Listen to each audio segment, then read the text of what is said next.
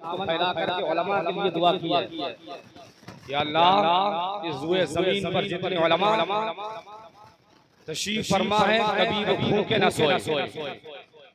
10 रुपए दे के ये समझते हैं साहब बहुत बड़ा हमने काम किया। वो अफरा तफरी का माहौल शुरू से अब तक लेकर के ये उलमा कहते हैं, आप क्या समझते हो? इनका तो छोड़ो, बापों का देख लेना। इनके एक आलिम की मौत एक आलम की मौत होती है और चींटियां अपने सुराखों में घुस करके उलमा के लिए दुआ करती है, मछलियां पानी में दुआ करती है। तुम्हारी क्या औकात, हमारी क्या औकात है कि हम उनके लिए दुआ करें? मछलियां समंदर की दुआ करती हैं उलमा के लिए, सुराखों में चींटियां दुआ करती हैं उलमा के लिए। तुमने बिल्कुल मामूली सा समझ लिया। तुमसे कोई पढ़ने वाला कह रहा है आगे आगे बैठ जाओ, तब तुम्हारी हिम्मत नहीं पड़नी। शुरू से आखिर तक लेकर के अपनी पंचायत में मशगूल हो।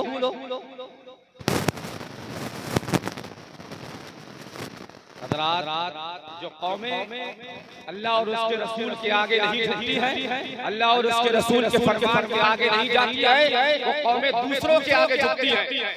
हकीकत क्या है हमारी? हर शहर, हर गांव, हर खित्ता, हर कलिया दूसरे के कदमों में जाकर के अपनी आगे रख। वजह सिर्फ ये है कि हमने उलमा की कदर करना छोड़ दिया है, हमने मस्जिदों को जाना छोड़ दिया है, हमने मदरसों को बचाना छोड़ दिया है। इसी बुनियाद पर आज हम लोगों के अपनी नाक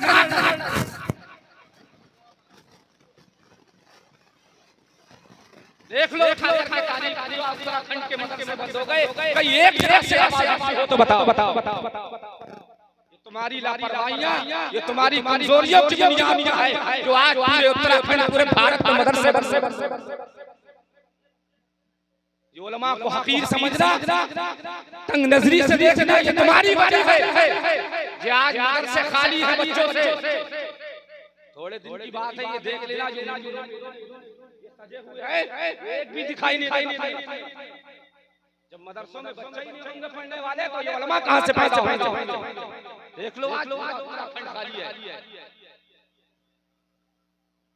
मुश्किल से पूरे उत्तराखंड में 2-4 मदरसे चल रहे हैं, बाकी टोटल बंद हो चुके।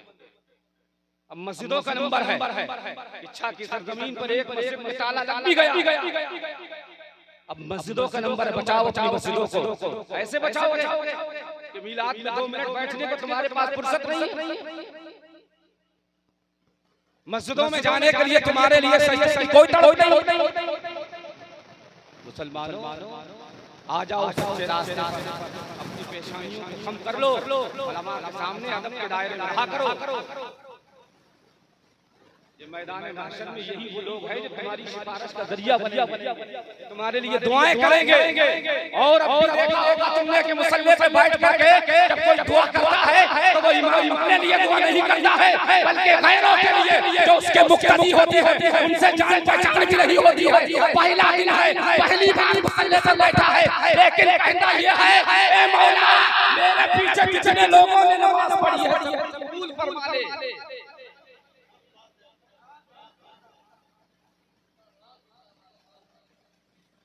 पता नहीं क्या समझ रहे हो अपने आप। और इसी तरीके से मोहल्लात का नसीब भी नहीं है, वो उलमा तुम्हें देखने को नहीं मिलेंगे, बहुत दिन आने वाले हैं। तुम ये मत समझना ये मौलाना लोगों को कीजिए और 40 हम जिसको फोन करा उसको बुला लिया, थोड़े दिन की बात है जाके और ये मैं नहीं, बड़े अल्लाह के समान की बातें हैं ये जो मैं कर रहा हूँ। उन्होंने ये पेशन गोई की थी कि आखिर वक्त में ऐसा हालात पैदा होंगे कि लोग सुबह को मुसलमान होंगे और शाम ऐसे हालात। तुम्हारे भाई की हमने तारीफ कर दी, ये समझ रही बेवकूफ है। कुरान छोड़कर तुम्हारे आते छोड़ दिया मैं यार डाले चलाना नहीं भूले। ये दोनों तो शायद साहब जानते अच्छे से मौलाना अमीर अहमद की चटाई पर बैठ करके लोग ऐसे ही नहीं देशों में ऐसी दाल होती है जिससे सिद्धू भी बना लो तो मिर्चे लेते ऐसे ही नहीं बन जाते हैं। और एक मदरसे पे लिखा हुआ था फला मदरसे की दाल से सिद्धू बनाना जायज। तो इसलिए लिखा था कि नमक मिर्च बहुत कम होता है, ऐसी दाल कोई ऐसे बन जाते। बड़ा सब्र करना पड़ता है। पैंट पहने, जींस की, सारे कपड़े पहने, टेढ़े मेढ़े बाड़े बना सकते हो तो ये भी कर सकते हैं, लेकिन नहीं कुर्बानियां देते हैं इसके लिए, कौम के लिए। नहीं जाना चाहता था थोड़ी सी देर के लिए ये बातें तुम्हारे गांव का माहौल बढ़ता जा रहा था। पहले भी मैंने प्रोग्रामों में यह देखा है कि लोग अपना तकलीफ का माहौल पैदा उन्हें सुनने और सुनाने से कोई मतलब नहीं है। जो कौमें अपने आप में वीआईपी समझने लगती है तो गैरों के आके नाक रगड़ना शुरू कर। और देख लो मैं अपने यहाँ की बता रहा हूँ, पूरी सरोली पड़ी है के साथ फला नेता को बुला लो और समाधान हो जाए। जरा हुआ रात को नींद नहीं आ रही है हजरत, कोई दुआ करो, कोई ऐसी दुआ कर दो 10,000 में जितनी दुआ होने की वो कर दो। तंग नजरी तुम्हारी तो है 10,000 दुआ होने की वो कर रहा। जब तो 20,000 करने वाला ना तेरे लिए दुआ कर। मुसल्ले पे बैठ कर ये सोचता है कि मैं अपने घर का खर्चा कैसे चलाऊं। तुम अपने बच्चे को 50,000, 1 लाख, 2 लाख के पैकेट में जाने कौन सी नौकरियां दिलवा रहे हैं। जब इमाम नाम पर आता है वो मुक्तदी जो 5 वक्त नमाज का आदी होता है वो सबसे पहले ये जुमला कहता है कि मौलाना को 8,000 में मिल रहे जरूरत है। लेकिन एक बात याद रखना, मैंने कुरान की आयत उम्रा हज और उम्रा अल्लाह की रजा के लिए पूरा किसी को दिखाने के लिए पूरा मत करो, अल्लाह की रजा के लिए। कोई बंदा यहाँ से निकलता है ये याद करके कि मैं उम्रा करने के लिए जा रहा हूँ, हज करने के लिए जा रहा हूँ, कसम खुदा की मुसलमानों हर एक कदम पर एक नेकी अल्लाह का फरमाता और एक वो गुनाह जो कबीरा है वो अल्लाह माफ करता है, एक दर्जा को बुलंद फरमा देता है। ऐसे ही आसान नहीं उम्रा करना और हज करना, बहुत बड़ी फजीलत की हामिल है वो लोग जो हज कराते हैं, वो लोग जो उम्रा करने जाते हैं। मेरे आका फरमाते हैं मंदारा कबरी वजबा लहू शफाअती, मेरे कब्र की ज़ियारत की उस पर मेरी शफाअत बार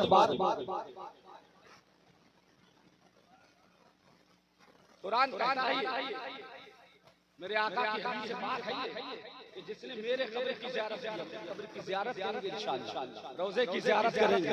जब देखेंगे दीवानों ने कहा है हजरत एक अल्लाह के मुकद्दस वली हैं, जब उनसे ये पूछा गया ऐ मुकद्दस वली ये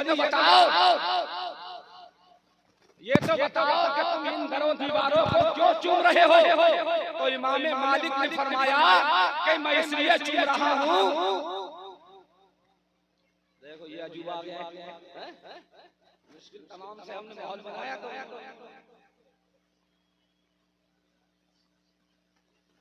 देखो एक बात सुनना मेरी, मैं कहीं भी हूँ बिल्कुल नहीं, ये बात याद रखना, चाहे मुंबर पे हूँ या मुसल्ले, ये मेरी अपनी आदत है।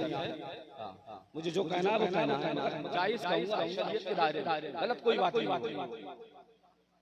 हजरत इमाम मालिक से पूछा गया, इमाम मालिक ये तो बताओ कि तुम इन दरों दीवारों को क्यों चूमते हो, क्या वजह है।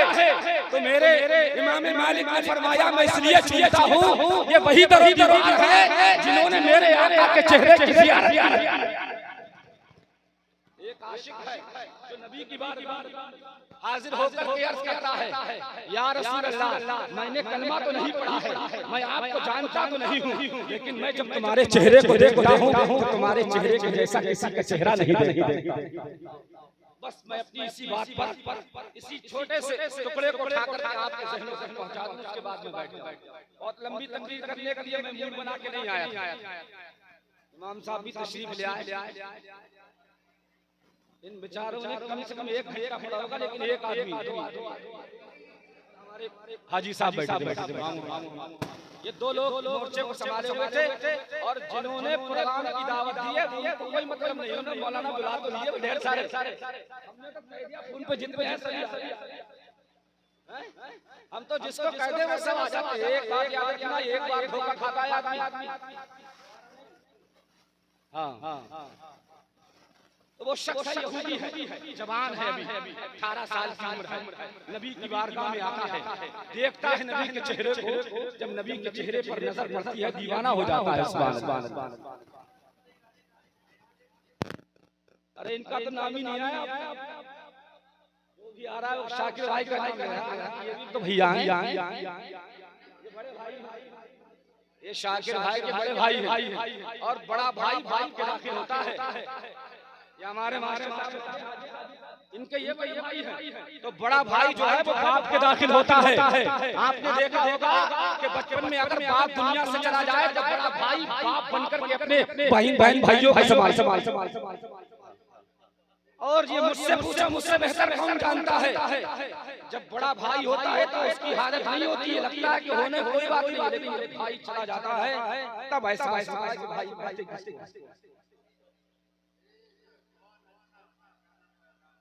भाई की मोहब्बत किसको कहते हैं, जब भाई चला जाता है तब ऐसा। मुझसे बेहतर कोई नहीं जानता। तारीख बताती है कि नबी की बारगाह में हाजिर हो जाता है वो यहूदी बच्चा, और जाने के बाद नबी के चेहरे को देखता है।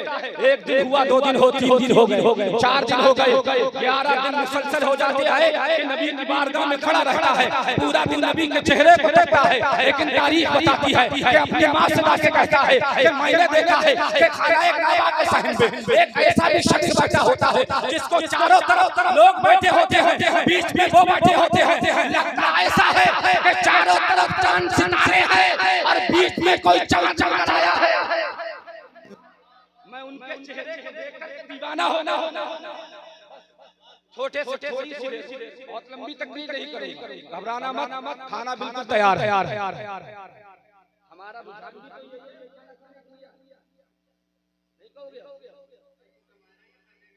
पैसे के लिए नहीं आए, अपने वापस ले लेने का पैसे के।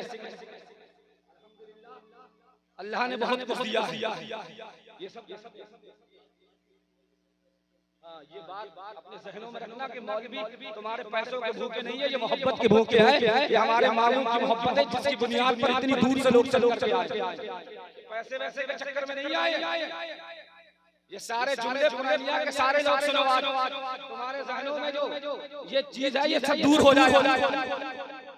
तारीख बताती है यहूदी लड़के की माँ ये कहती है मेरे बेटे हम तो यहूदी, हमने कलमा ही नहीं पढ़ा है, तो फिर हम उनके पास कैसे जाएंगे। अल्लाह अकबर। तारीख बताती है कि माँ कहती है मेरे बेटे मैंने सुना तो है कि कोई बददुआ चेहरे वाला और काली जुल्फों वाला एक ऐसा नबी जिसके चेहरे को एक बार देख ले तो उन्हीं का हो जा। शरीयत की एक बात सुनने को मिल जाए 1 करोड़ रुपए से बेहतर है अगर कोई तुम न जाने सी भक्ति में हो। तारीख बताती है तो उसकी माँ कहती है मेरे बेटे सुना तो मैंने भी है लेकिन वो मुसलमानों के नबी है। हाँ माँ ये तो मैंने भी जाना है कि मुसलमानों के नबी है, लेकिन वो अपने और बेगानों से बराबर मोहब्बत करते हैं, बेगानों से बराबर मोहब्बत करते हैं। आज कई दिन मुसलसल हो गए हैं और मैं उनके चेहरे को देख रहा हूँ तो दिल ये कहता है कि उनके कदमों में अपनी पेशानी को रख दूं और कहूँ आका मुझे भी कलमा पढ़ा करके इस्लाम में दाखिल कर दो। हिम्मत नहीं पड़ती है जाने का, दिल तो करता है लेकिन दिल ये भी करता है कि ऐसा न हो मुझे लौटा दे। तो माँ कहती है मेरे बेटे फिर जाना कल और जाकर फिर नबी के चेहरे का दीदार करना। नबी के चेहरे से बढ़कर कोई दीदार है बोलोगे पीछे वालों एक बार हाथ उठा लियो जरा थोड़े अभी जाग रहे। तो तारीख बताती है वो बेटा फिर गया और जाकर के वही खड़ा हो जाता है और नबी के चेहरे का दीदार करने लगता है। अब जाता है फिर पलट कर के अपने घर, और घर जाने के बाद बीमार हो जाता है। एक दिन हुआ, 2 दिन हुए, तीसरे दिन मेरे नबी फरमाते हैं, ये बताओ वो जो नौजवान आता था हमारी बारगाह में खड़ा रहता था, वो बच्चा आखिर गया कहाँ? तो सहाबा अर्ज करते हैं, या रसूल अल्लाह, वो बच्चा तो है लेकिन वो यहूदी है, वो यहूदी उसकी माँ है, यहूदी उसका बाप है, वो आज आया नहीं है। तो कहा माँ कहती है, मेरे बेटे बेचैन क्यों है, बेकरार क्यों है? तो बेटा कहता है, मेरा यकीन कहता है, ए मेरी माँ, मुसलमानों के नबी मुझे देखने जरूर आएंगे। मेरे घर लेकर के आएंगे। तो तारीख बताती है कि नबी ने पूछा वो रहता कहाँ है, उसका मकान कहाँ है? सहाबा अर्ज करते हैं, या अल्लाह, हमें भी मालूम नहीं है लेकिन हम पता कर लेते हैं। जब पता किया तो एक जगह रहता था। मेरे नबी फरमाते हैं तो चलो उसके साथ उसकी ज़ियारत करते हैं, उसकी इयादत करते हैं। खुदा की तारीफ बताती है, मेरे नबी अपने सहाबा को लेकर के जब उसके घर पहुंचते हैं, दरवाजे पर दस्तक देते हैं, अंदर से वो यहूदी माँ दरवाजा खोलने के लिए आती है, लेकिन जैसे ही नबी के चेहरे पर उस बच्चे की नजर पड़ती है तो अब आलम बेदारी में है, ख्वाब में नहीं है। जीता जागता है, कलमा पढ़कर के कहता है, आका मुझे भी कलमा पढ़ाकर इस्लाम में दाखिल। तो ये मेरे नबी की शान है। वही तो जा रही है हरमैन शरीफैन की नबी के रोज़े मुबारक की ज़ियारत करने के लिए। बेटा कहता है, माँ मेरे नबी तशरीफ ले आए, मैंने तुमसे पहले ही कहा था कि वो नबी सबसे बराबर मोहब्बत करते हैं। देखो आज मेरे घर तशरीफ लेकर के आए हैं, जरा ज़हन तो दो मुसलमानों, नबी जिसके घर तशरीफ ले आए उसकी हालत क्या होगी, उसकी कैफियत क्या होगी, क्या होगा जब हम नबी को सजाते हैं। तो मेरे आका फरमाते हैं, अगर कोई बंदा मेरा करता है तो मैं उसको अपने कानों से मार।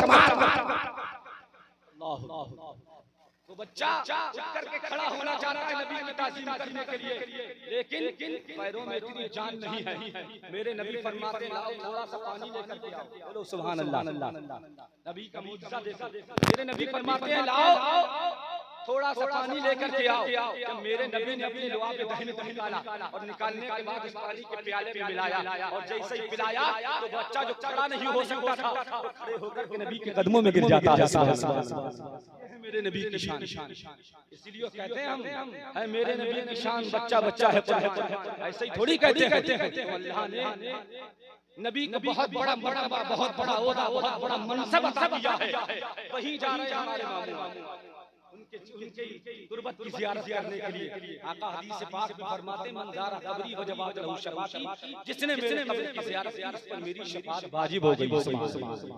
अल्लाह ताला कबूल फरमाए। तौबा इस्तग़फ़ार अस्तग़फिरुल्लाह रब्बी बिल्कुल ज़म्मी वातूब इलैहि। सब लोग कलमा शरीफ पढ़ लें, अशहदु अल्ला इलाहा इल्लल्लाह व अशहदु अन्ना